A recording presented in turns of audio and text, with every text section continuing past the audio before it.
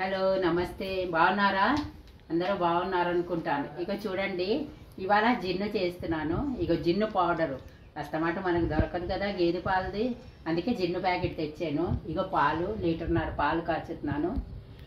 ఇది కలిపి ఎలా కలుపుతానో జిన్ను చేయడం మీకు డీటెయిల్గా చూపిస్తాను.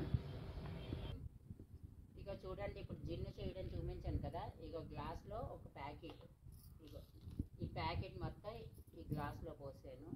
ఇప్పుడు కొంచెం కొంచెం పాలు వేసి ఉండలు రాకుండా కలపాలి. ఇలాగా మన పాల పొడి ఎలా ఉంటుందో అలాగే ఉంటుంది. ఇది ఇలాగా మెత్తగా కలపాలి, ఇలా ఉండలు రాకుండా. పాల తర్వాత చల్లారి పెట్టి ఇలా ఒక గ్లాసులో తీసుకుని ఒక గ్లాసులో పౌడర్ పోసి ఇలా మెల్లిమెల్లిగా కలపాలి. ఉండలు వచ్చేసింది, ఉండలు వస్తే బాగుండదు. ఇక చూడండి ఇలా కలిపాను. ఇలాగా ఇప్పుడు ఈ పాలల్లో ఇలా కలుపుతాను. ఇక ఇలా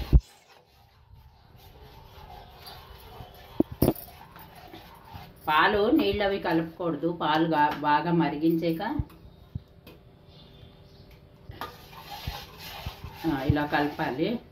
ఇందులో యాలకులు మిరియాలు దంచి వేస్తాను. వేసాక ఎలా ఉడికిస్తానో అప్పుడు చూపిస్తాను మీకు.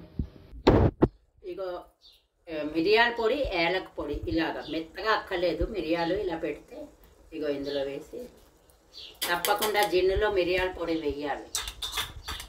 మనం మిరియాల పొడి వేస్తే తిన్నా ఏం కాదు ఒంటికి. పాలగుండ కలిపేసాను కదా ఇలాగా. ఇలా కలిపిన తర్వాత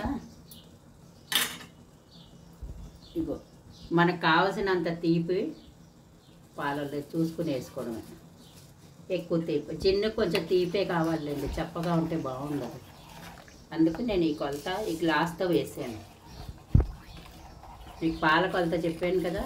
ఇగో ఇలా వేసి ఇలా బాగా కలపాలి. కలిపిన తర్వాత ఇగో పక్కనే ఒక గిన్నెతో నీళ్లు మరగనిస్తున్నాను.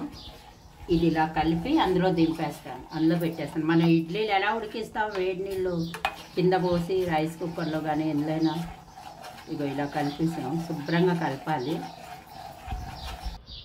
ఈ గిన్నెలో నీళ్లు పెట్టానని చూపించాను కదా. ఇంతకీ ఈ గిన్నెలో ఇగో నీళ్లు పోసాను, ఇందులో వేడెక్కింది. ఇప్పుడు ఇది బెల్లం కలిపేసి ఇగో పెట్టేసాను. ఇలా ఇంకా మూత పెట్టేయాలి. ఇగో చూడండి ఇలా కలిపేసాను కదా బెల్లం అన్నీ.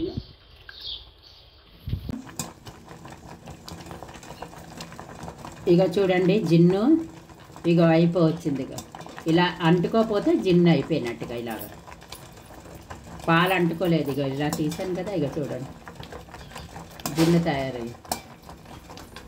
ఇది చల్లారాక ఫ్రిడ్జ్లో పెట్టేస్తే గట్టిగా అయిపోతుంది, తయారైనట్టుగా తయారైంది. ఇక ఇలా ముక్కలు కోసి ఇగో ఇలాగ మీరు ఫ్రిడ్జ్లో పెట్టిన తర్వాత కూడా కోసుకోవచ్చు. నేను ఇంకా ఫ్రిడ్జ్లో పెట్టలేదు. ఇక చూడండి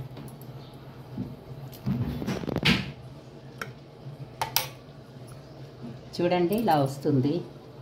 చూడండి, తినండి, లైక్ చేయండి.